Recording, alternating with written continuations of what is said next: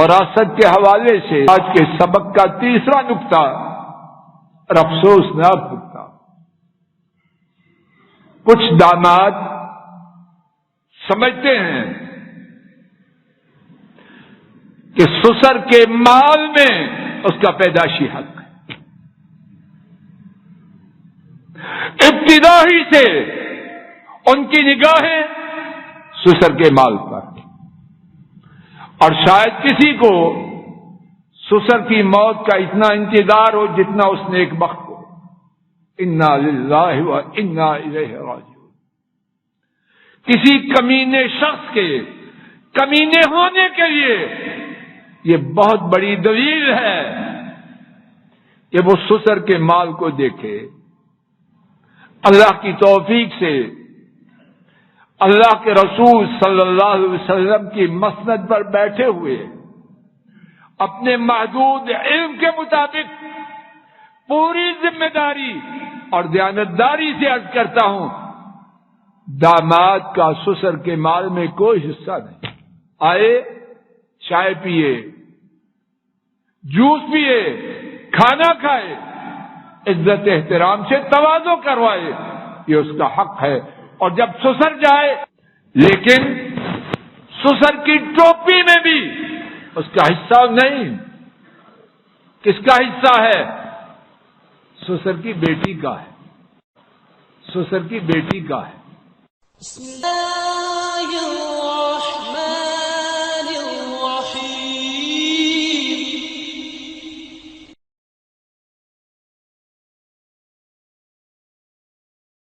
ان الحمد للہ ونستعینہ ونستغفرہ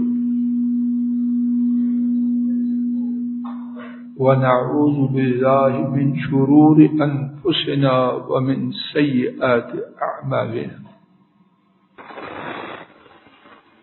اللہ مالک کی توفیق سے کچھ خطبات جمعہ سے اولاد کے ساتھ معاملے، وصیت کے حوالے سے اور وراثت کے متعلق کچھ مسائل اور ان کے بارے میں جو غلطیاں معاشرہ میں عام ہیں، ان سب کے حوالے سے اللہ کی توفیق سے کچھ ٹوٹی پھوٹی گزارشات عرض کرنے کی حقیر سی عاجزانہ کوشش کی جا رہی ہے۔ آج کے خطبہ جمعہ میں بھی اسی سلسلے میں کچھ مزید بات عرض کرنے کا ٹوٹا پھوٹا ارادہ لے کے آیا ہوں۔ اللہ کریم ٹھیک بات کا کہنا، اخلاص سے آپ تک پہنچانا اور پھر ہم سب کا اس سے فیض پانا ہم سب کے نصیب میں۔ بعض مسائلوں میں ایک خامی یہ دیکھی جاتی ہے کہ اگر پورے والدین کا موت ہو جائے، اتنے لوگ بچوں کا حق جائے، باپا اور مائی وہ موقع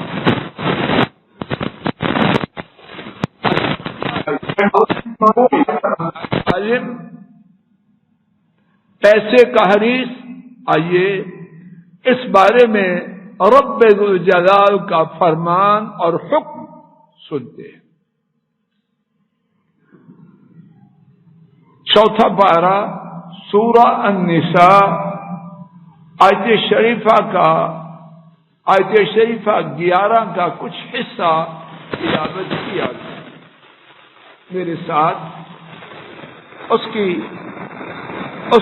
اس کا بامحاورہ ترجمہ اور مختصر سی تفسیر سماعت فرمائی، اور اس کے ماں باپ کے لیے ان میں سے ہر ایک کا 1/6 ہے، چھٹا حصہ۔ اس نے جو چھوڑا، اگر اس کے لیے والد، اگر اس کے لیے اولاد ہو.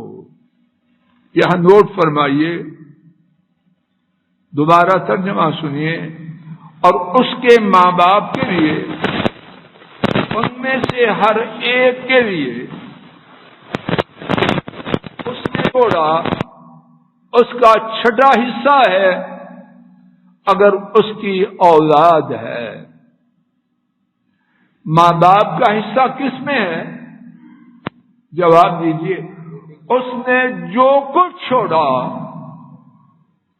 شو روم ہے، پلازا ہے، رہائشی مکان یا مکانات ہیں، گاڑیاں ہیں، حتیٰ کہ اگر بیٹے نے ایک ٹوپی بھی چھوڑی ہے، وہ مما ترک، اس نے جو کچھ چھوڑا اس میں مائی اور بابے کا حصہ ہے.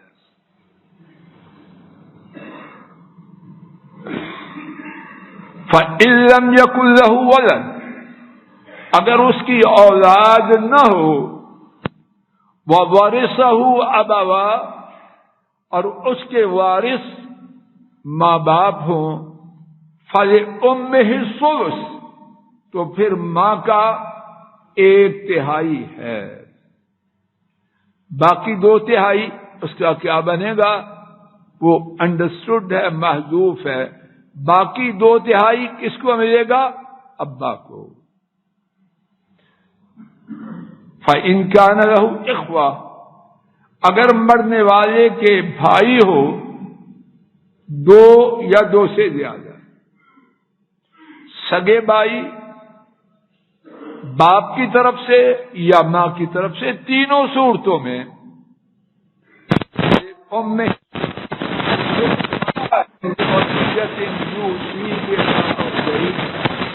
وصیت کے بعد جو مرنے والے نے وصیت، اس کے بعد یعنی اس کی ادائیگی کے بعد،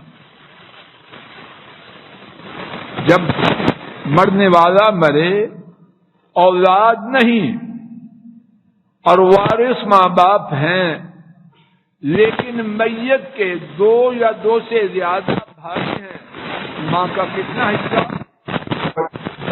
باپ کا کتنا، وہ سارے کا سارا باپ کا.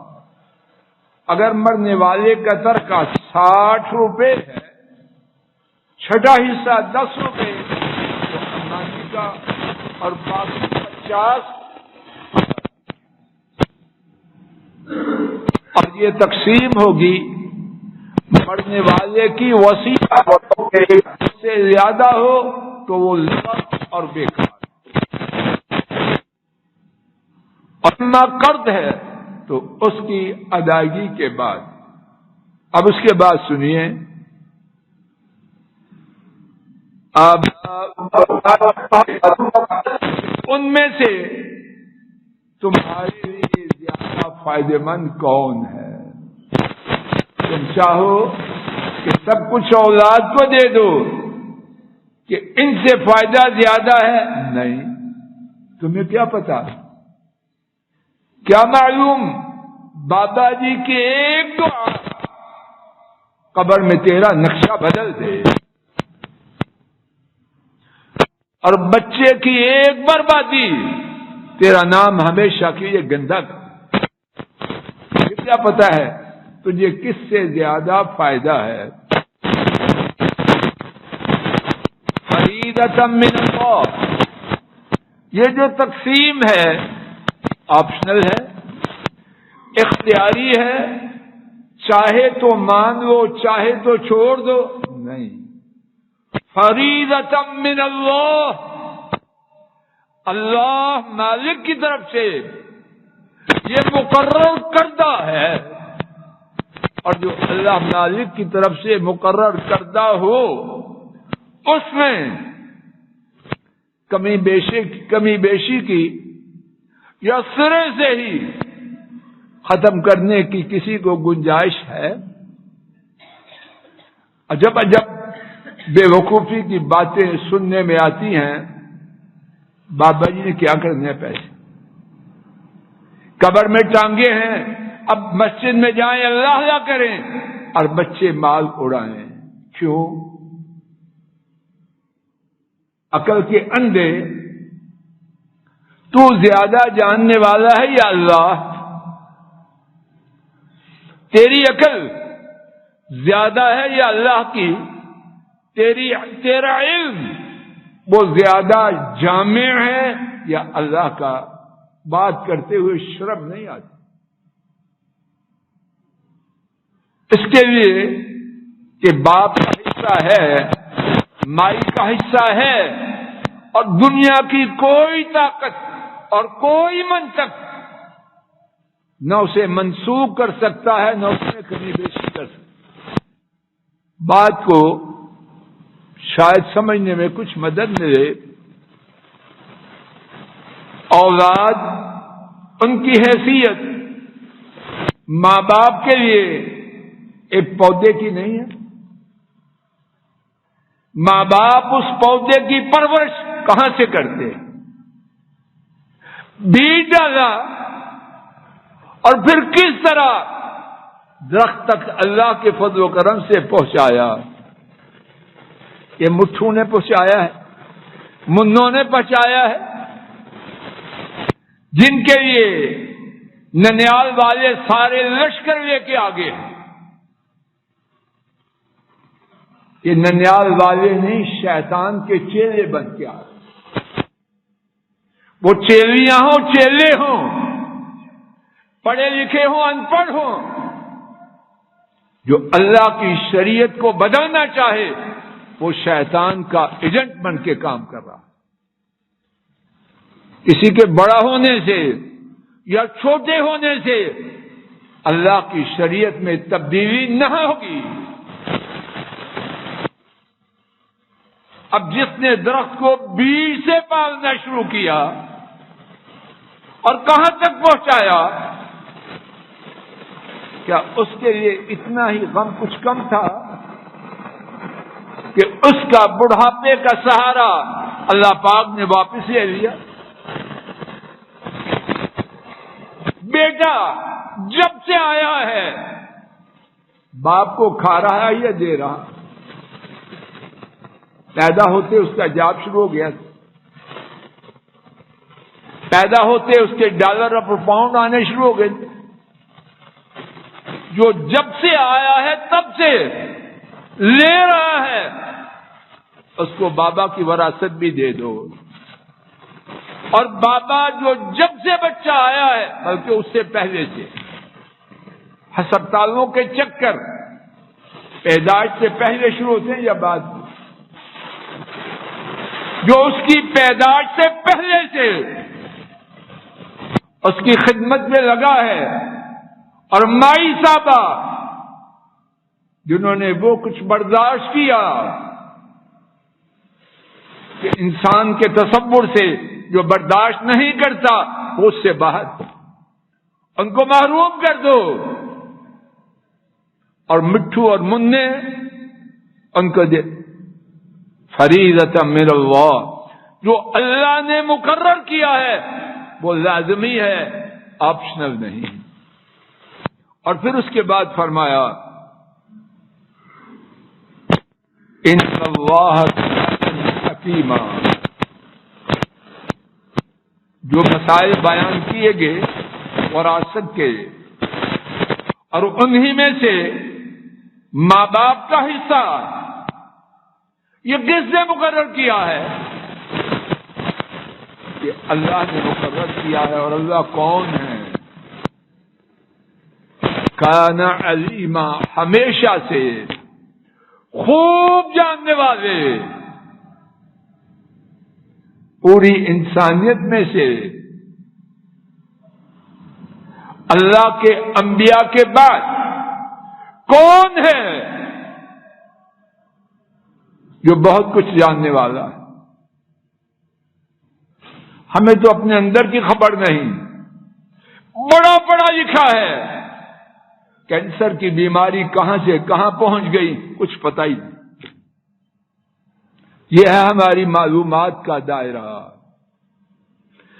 ایک شخص کے بارے میں صبح فیصلہ کرتے ہیں، کمال انسان ہے، میری خوش نصیبی ہے، اس سے ملاقات ہو گئی، شام کو کہتے ہیں دھوکہ ہو گیا، مارا گیا۔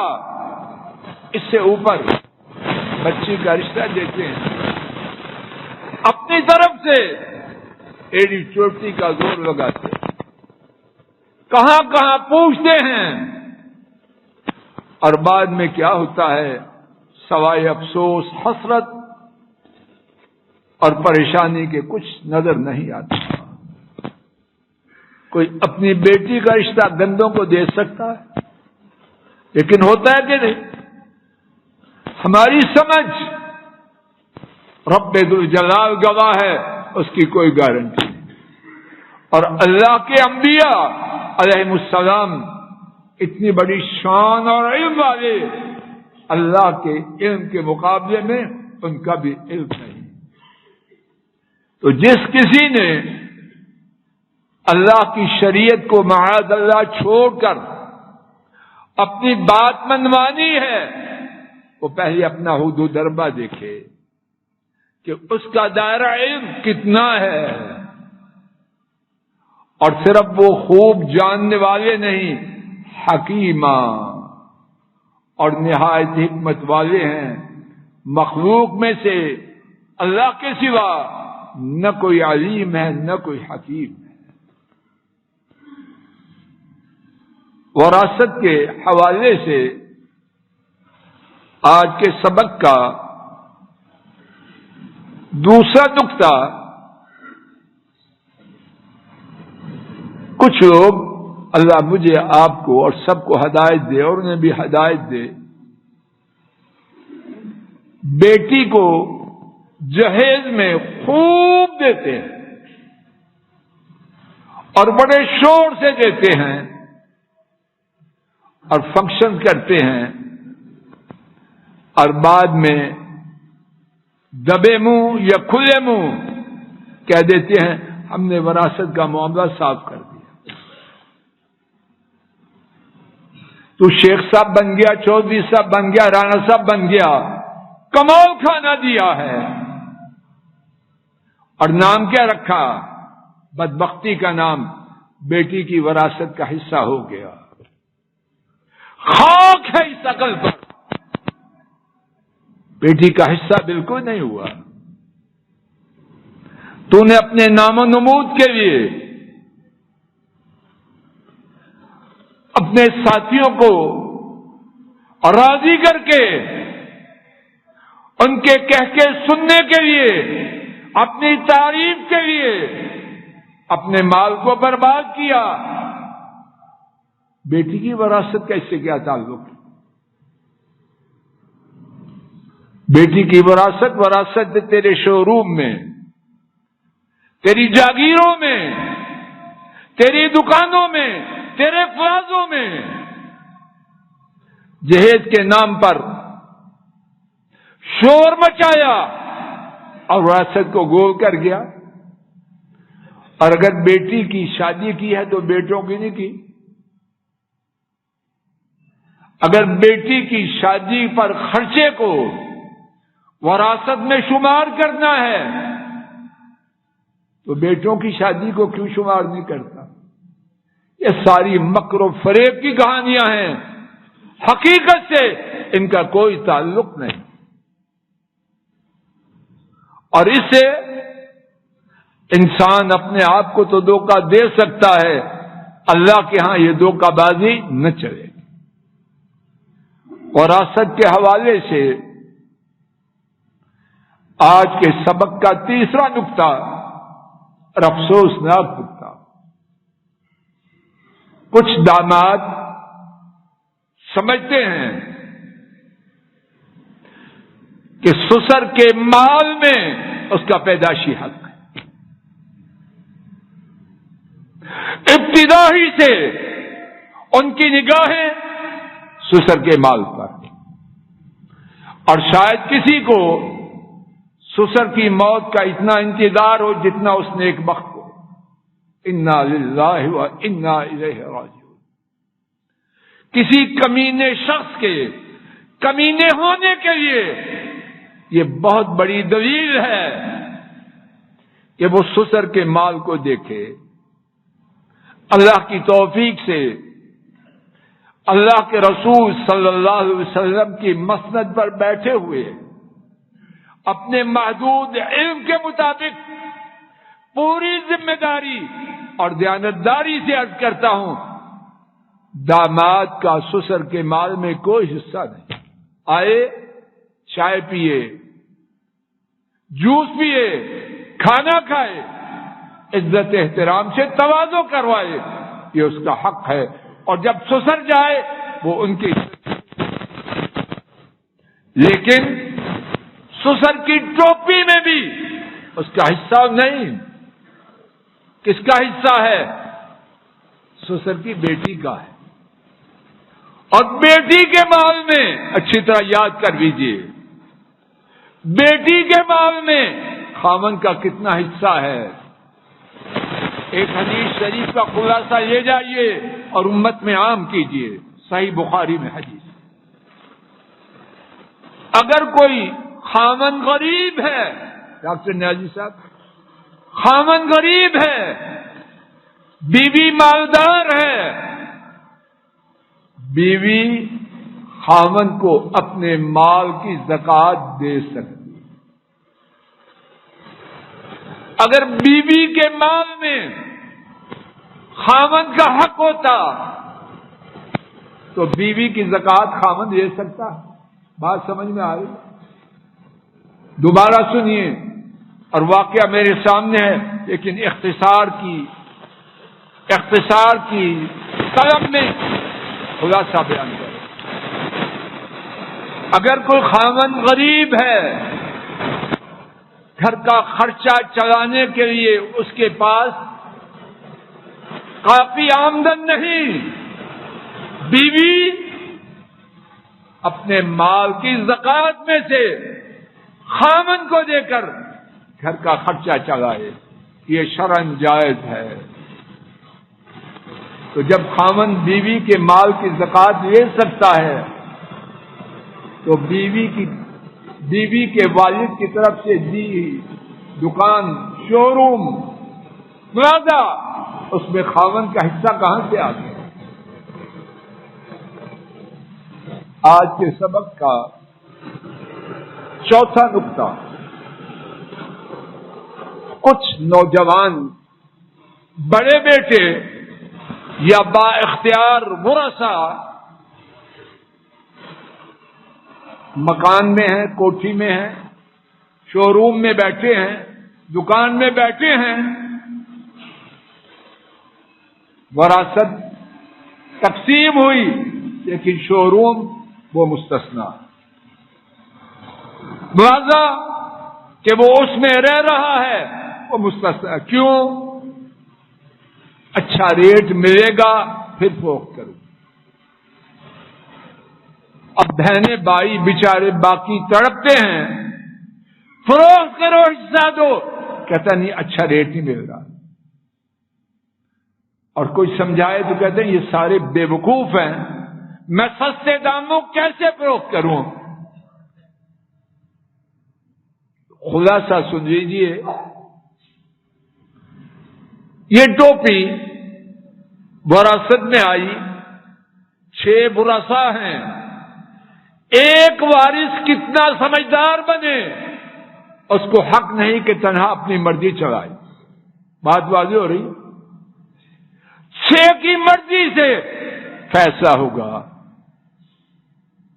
باقی 5 گئے فروخت کر، وہ کون ہوتا ہے روکنے والا؟ دوسری بات، اب وہ تو مزے سے کوٹھی میں رہ رہا ہے، 3 لاکھ روپیہ ماہانہ کی کوٹھی ہے، اور بہانہ ہے اچھا ریٹ نہیں مل رہا، اور باقی لوگ کوئی 25-40 کے مکان میں، کوئی کرائے کے مکان میں، اور یہ 3 لاکھ کرایہ کی کوٹھی میں تنہا مزے لے رہا اور انتظار کر رہا ہے اچھے ریٹ کا. انشاءاللہ اس کو اچھا ریٹ نہیں ملے گا. وہ 3 لاکھ بہانہ، سارے ورثہ کا حق. اچھا گاہک آنے دے گا چوئی صاحب، وہ تو کوئی گاہک ملتا ہے، کیا کرے؟ پہلے دن سے مارکیٹ میں کوٹھی کا جو کرایہ ہے متعین ہو، ہر ماہ کوٹھی کا کرایہ ادا کرے، اپنا حصہ خود رکھے اور باقی ورثاء میں تقسیم کرے، پھر دیکھے اچھا گاہک آتا ہے کہ نہیں۔ کیوں آپ صاحب؟ انشاءاللہ ایک ہفتے میں گاہک آئے، اور یہ بھی سب اگر باقی اجازت دے، وگرنہ جس دام بکے تو اکیلا وارث ہے۔ جب تو اپنی بنائے گا پھر اپنی مرضی سے اچھے ریٹ کا انتظار کرنا۔ اللہ تعالیٰ مجھے آپ کو ہدایت دے۔ شریعت کی پابندی اللہ تعالیٰ تمام معاملات میں کرنے کی توفیق عطا فرمائے، اور جو ٹھیک بات عرض کی گئی اللہ اس کو قبول فرمائے، کہنے سننے کی جو غلطی ہے اللہ اس کو اپنی رحمت سے معاف فرمائے۔ وآخر دعوانا ان الحمد للہ رب العالمین۔ الحمد للہ نحمده ونستعینه ونستغفره ونعوذ باللہ من شرور انفسنا ومن سیئات اعمالنا، من يهده الله فلا مضل له ومن يضلل فلا هادي له، وأشهد أن لا إله إلا الله وحده لا شريك له، وأشهد أن محمدا عبده ورسوله صلوات ربي وسلام عليه۔ آج کے خطبہ جمعہ میں اللہ مالک کی توفیق سے وراثت کے حوالے سے 4 باتیں عرض کرنے کی عاجزانہ کوشش کی گئی۔ آئندہ خطبہ جمعہ میں انشاءاللہ الرحمن ارادہ ہے ایک نئے موضوع کے بارے میں بات کا آغاز کیا جائے، اور میرے خیال میں اللہ بہتر جانے اس موضوع کے بارے میں بہت ہی زیادہ کہنے اور سننے والے شریعت کی حدود کو پھلانگ رہے ہیں، اور وہ موضوع ہے لوگوں کے ہاں آنا جانا، آداب زیارت۔ ہمارے دین میں ادب ہے، قدم قدم پہ ادب ہے، اور ہم قدم قدم پر بے ادب ہیں۔ انشاءاللہ ارادہ ہے آئندہ خطبہ جمعہ میں اور اس کے بعد والے جہاں تک اللہ توفیق دے، آداب زیارت، لوگوں کے ہاں آنے جانے، اس کے آداب کے حوالے سے بات عرض کی جائے گی۔ اللہ کہنا سننا آسان فرمائے اور اپنی رضا کے پانے کا سبب بنائے۔ اللہم صلی علی محمد وعلی آل محمد کما صلیت علی ابراہیم وعلی آل ابراہیم انک حمید مجید۔ اللہم بارک علی محمد وعلی آل محمد کما بارکت علی ابراہیم وعلی آل ابراہیم انک حمید مجید۔ سبحان ربك رب العزة عما يصفون وسلام على المرسلين والحمد لله رب العالمين۔ السلام علیکم ورحمۃ اللہ۔ یہ ڈاکٹر فضل الہی صاحب کا آفیشیل یوٹیوب چینل ہے، اس کو لائک، سبسکرائب اور شیئر کریں اور بیل آئیکن پریس کریں تاکہ نئے آنے والی ویڈیوز کا نوٹیفیکیشن آپ کو موصول ہو سکے۔ جزاکم اللہ خیر۔